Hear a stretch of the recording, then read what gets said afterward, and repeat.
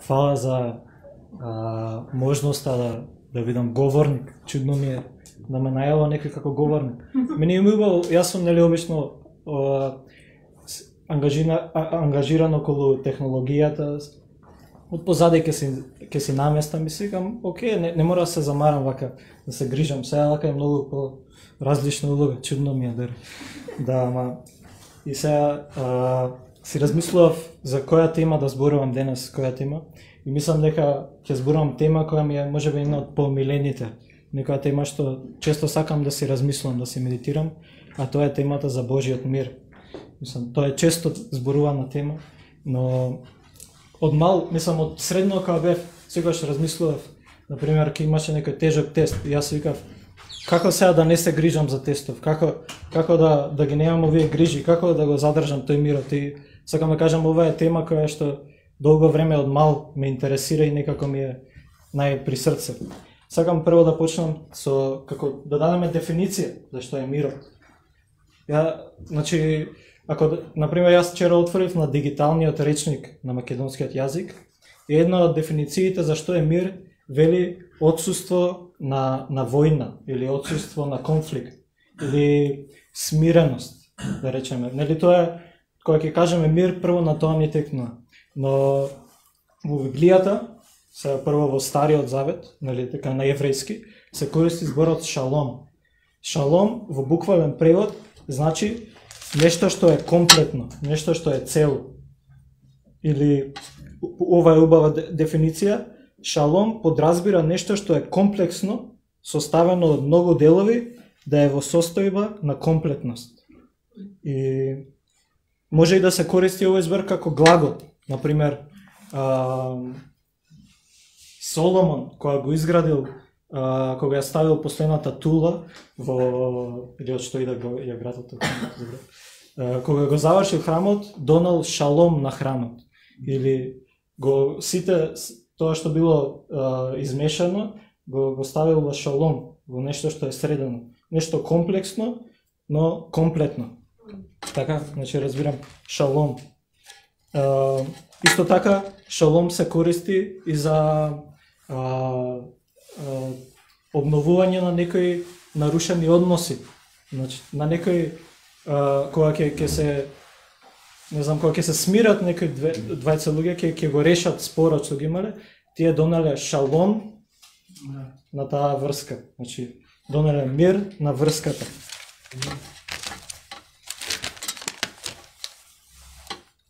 Или една од задачите на израелските цареви било цело време да го донесе шалом.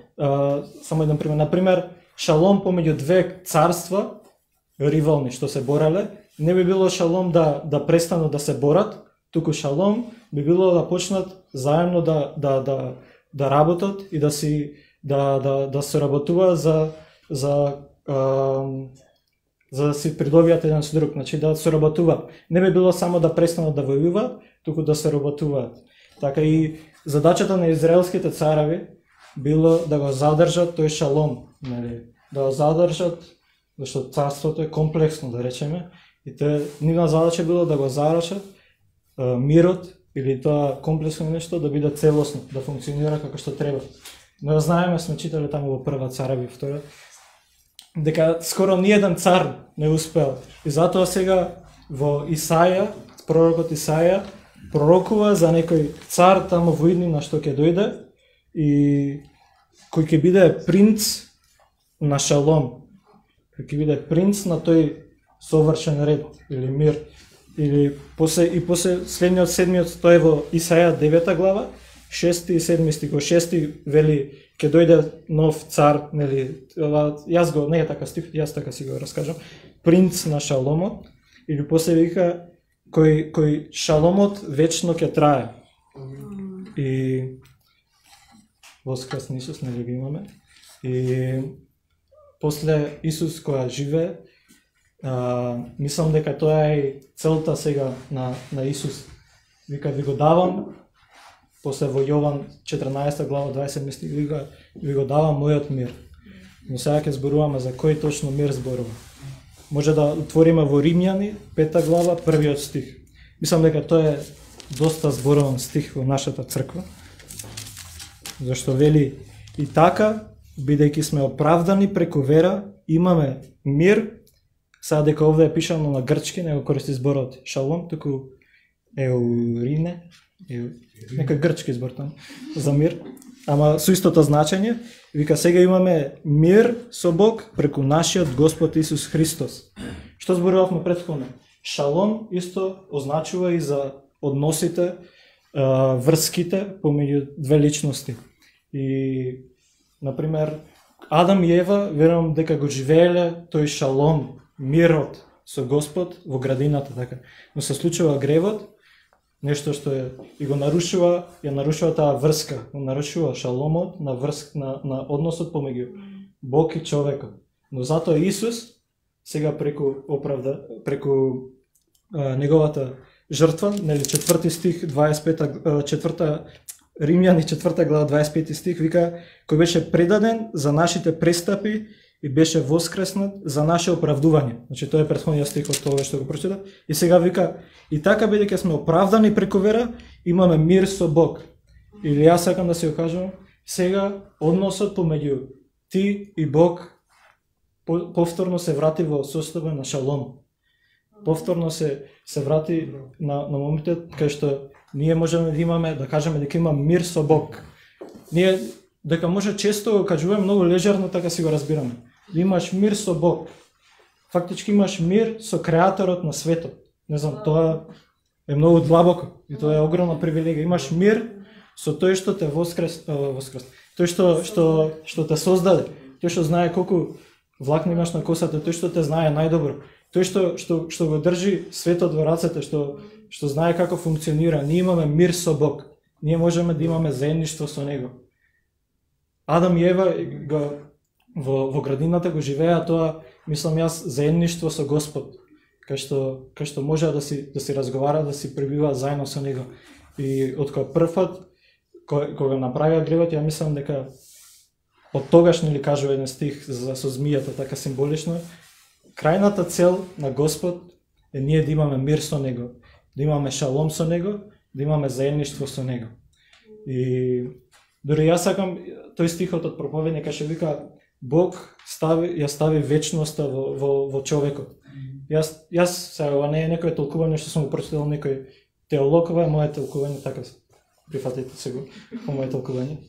Ама Бог е вечноста, така Бог е вечен и тој ја ставил вечноста во нас. И фактички тој не направил да бидеме во заедништво со Него. Ме разбирате? Тој нашата крајна цел, и мислам дека јас имам еден другарче што зборевме на карантината и тој ми викаше за религиите, сите си исти, сите истото го бараат. Сите го бараат внатрешниот мир, така? Јас тоа си го поврзувам со овој стих. Сите го бараат тоа што вечноста всадена од Бог во нас, тоа вечноста во нас си го бара другиот дел од вечноста. Си го бара Господ. И затоа јас мислам тоа што викаат сите религии истото го бараат точно и дека секоја религија може да го донесе тој мир, јас не се согласувам, зашто единствениот начин до мирот или до вистинскиот мир, шаломот што го збориме, е преку Исус. Да. И секако кога збориме за мир, мора да се спомне и мојот омилен стих, може кај што вели Божиот мир, кој го надминува секое разбирање, ќе ги запажи вашите мисли и срца. Мислам, не може да се проповеда за мирот, а да не се спомне овој стих, мислам, тоа е врвот. Но сакав да зборувам, да кажам за како јас си го разбирам тој дел, го надминува секое разбирање. Нели тоа што зборавме што е шаломот? Шаломот е нешто комплексно, составено од многу делови, да е комплетно, значи да работи кој што треба. И јас мислам дека тоа зошто Божиот мир го надминува секое разбирање, зашто ние не сме способни со вака ограничени со телото на земјата да го разбереме што значи тоа се да функционира во совршен ред, се да биде комплетно. Затоа верувам дека Божиот мир го надминува секое разбирање, така. И истото важи и за како делува овој стих во нашиот живот, например. Што значи тоа над секое разбирање? Дека Божиот мир, можеби си во некоја тешка ситуација, работите, околностите, твоето разбирање, мислам логично, кој ќе размислиш, немам пари, треба сметки да платам. Логично е да се грижиш, мислам, сега нема да се правиме духовни некои. Нормално јас да почнем да се нервирам и да сакам да се фрлам зграда. Се шалам. Имам чуден хумор, Да. Да, ама нормално е, но имаме ветување дека Божиот мир го надминува тоа разбирање. Божиот мир ти нуди да имаш, да не се грижиш сега, тоа многу звучи тешко, нели, ама Божиот мир вели Андреј или Коки или било кој. Не ја разбираш ситуацијава, не разбираш дека над твоите проблеми е мојот шалом. Над твоите проблеми стои едно решение што е над твоето разбирање. Дека Господ има решение за секој проблем. Убаво да се знае дека Господ има и разбирање за нашите проблеми. Не е дека сега ти рекол Андреј има Божи мир, нема да се грижиш никогаш и ти се лути или те си викаш што се нервира толку напред за него, па гледа. Но верувам дека Господ е Господ на сочувство, така. Нели тоа што зборевме, тој е нашиот креатор, тој најдобро знае како ние функционираме и најдобро знае што нас ќе ни помогне. Но нешто што друго сакав да зборувам е, јас сум од тие личности кај што ќе збори некој абстрактно нешто, така, ќе го објасни за благодата вака, благодата така, мирот така, мирот вака, ова е мирот, шаломот. Но си викам, добро, што ова може да ми користи мене во секојдневието? В смисла, добро, јас ја знам дефиницијата за мирот, знам што значи, разбрав сега што е шаломот, знам што значи совршен ред и сега што да правам јас. Како јас сега утре да го користам ова, ме разбирате? Но верувам дека Светиот Дух, тоест не вака ќе почнем. Зборевме со тинеџерите во јас и Гого, од неодамна, нели тоа ќе се го кажам.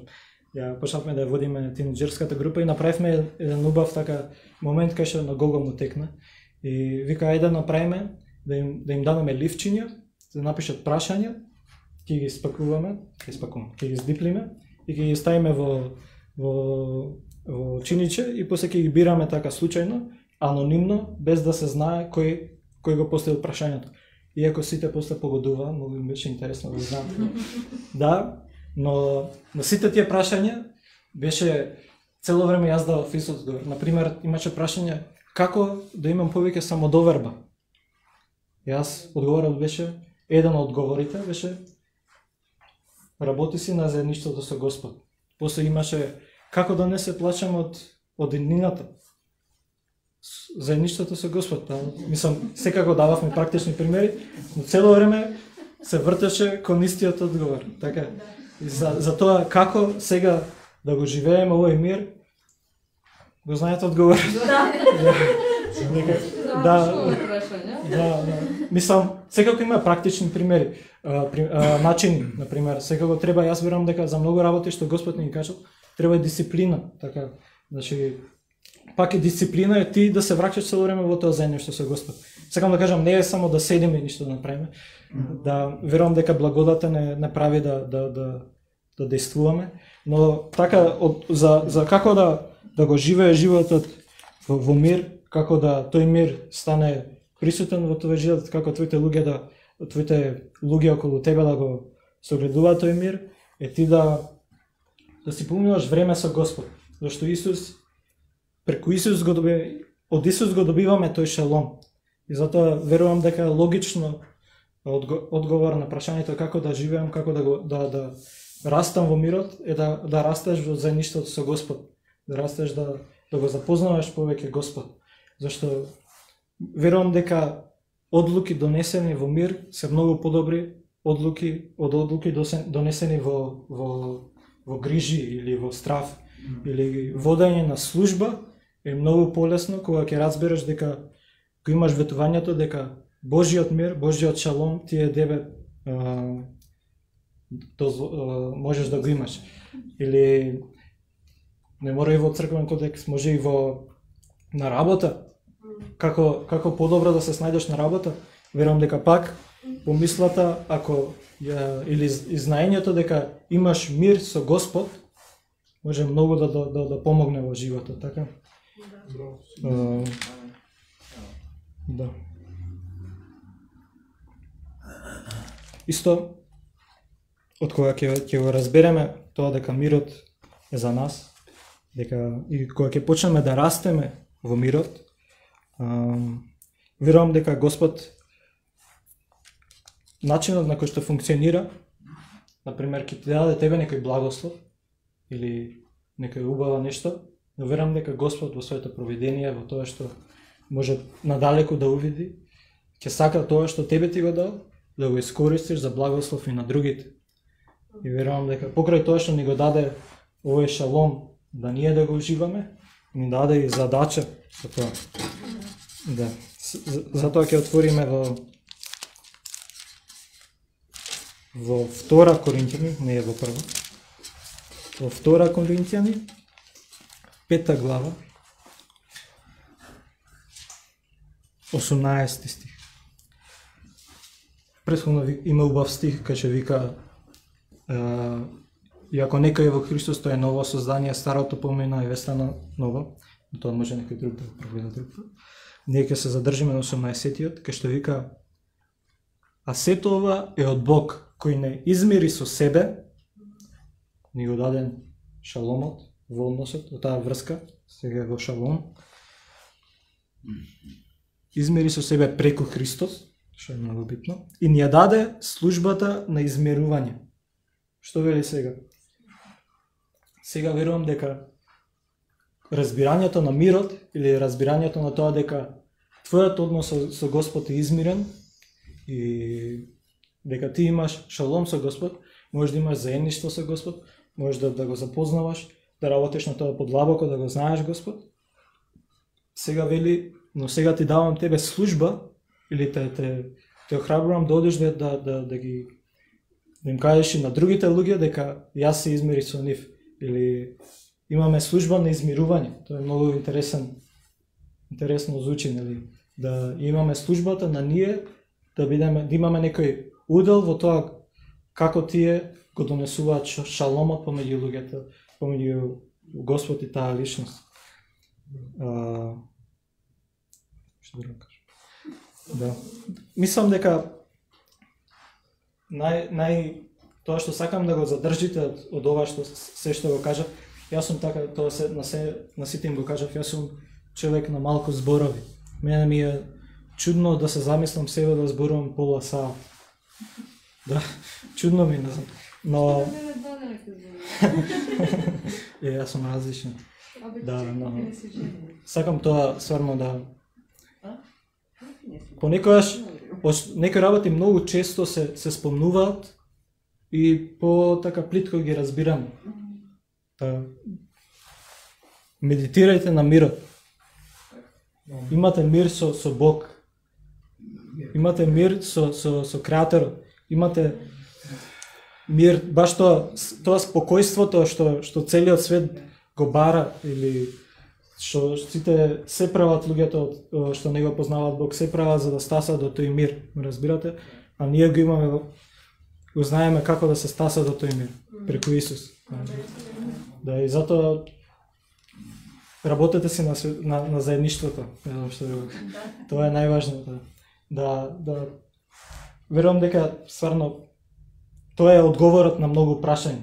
Ние како да го направиш ова или она, мислам дека стварно оди кај Господ за прашањата, така? Тоа мислам дека и после, како што кажав, донесување одлуки или се друго што го правиш од животот, ако медитираме на ова, ако цело време се навраќаме на тоа дека Господ има мир со нас, мислам дека многу ќе ни помогне. Но факт е дека ние сме луѓе, како да кажам, ограничени сме од различните ситуации, од фрустрациите, од проблемите. Фокусот може да ни се тргне. И затоа верувам дека тоа што спреска го спомнав, дека нели ние сме црква што многу го зборува благодата. Се ни е даден, така? Христос умре за нас и воскресна. Сега сме оправдани. И таа 5 глава што ја читав сега од Римјани, вели придобивките од тоа да сме оправдани. Значи има придобивки да сме оправдани. Но верувам дека една карактеристика на Светиот Дух е тоа што неќе да се наметнува. Не знам, ме разбирате, како понекогаш, сега не дека Светиот Дух има нека формула како делува, но верувам дека често работите кои се од Светиот Дух се или што може тој да направи преку нас, зависи од тоа колку ние ќе се отвориме за него. И тоа дали ќе оживееш животот во мир, зависи од тебе на крајот на денот. Дали во тие ситуации на фрустрации, на проблеми, ќе дозволиш да тој мир биде фокусот во тие ситуации. Мислам, кој сум јас да зборувам, имам 20 години, немам толку проблеми како вие што се позрели, не постари, позрели. Да, вие сте поискусни, имате повеќе работи. Мислам, но верувам дека ове вистини за што стварно делува. Имам јас некои огромни или јаки сведоштва за тоа како делува мирот во мојот живот, но верувам дека вие имате, така. Сакам да кажам дека почитувам дека вие сте постари. Да, се извинувам. Погрешно зборив се. Секој од вас има свој проблем. Така е. Например, јас памтам од Коки, например, кога матиче се раѓал, така Коки не знал како да им објасни на докторите, те му кажувале, са не знам точно како била ситуацијата, дека е многу тешка ситуација, но ете Божиот мир го надминува секој разбирање. Тоа сведоштво на Коки ми беше како пример за што значи на секој разбирање. Ситуацијата ти налага ти да се грижиш, да паничиш, но Божиот мир има различно решение за него. Да. Толку не знам. Само ќе